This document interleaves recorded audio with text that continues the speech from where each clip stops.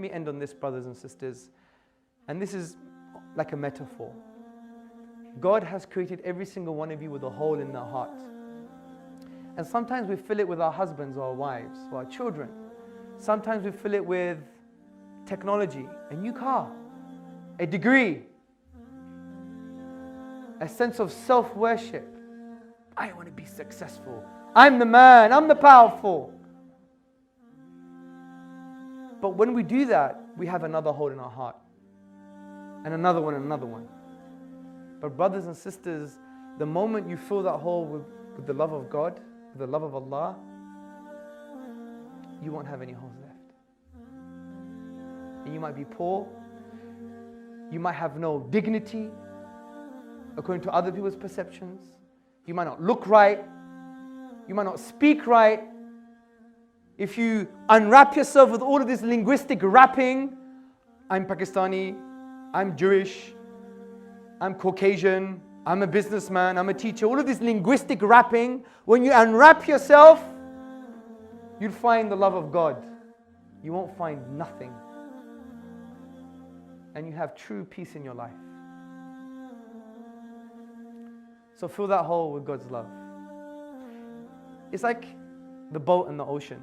You know, the boat floats nicely and doesn't sink on the ocean as long as the ocean or the water is not in the boat.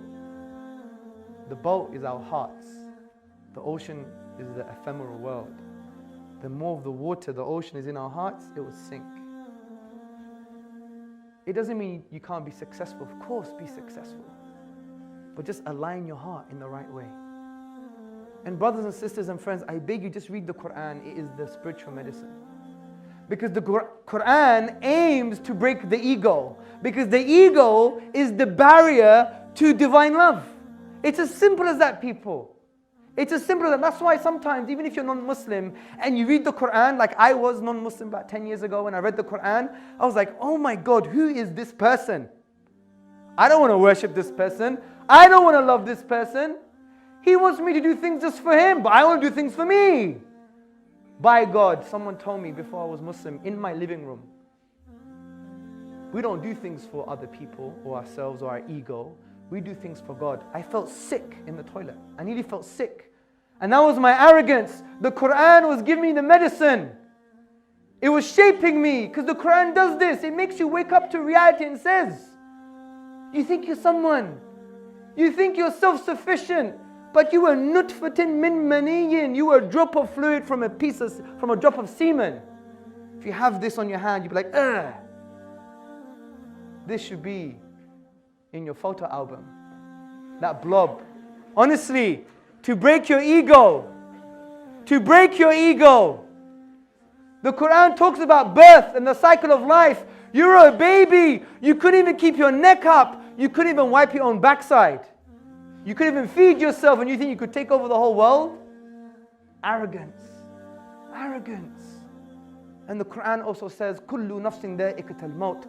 Every soul is going to taste death. You're going to become one buffet. You're going to meet your master. Be ready. It's so simple, brothers and sisters and friends. When you love the world, you lose real love.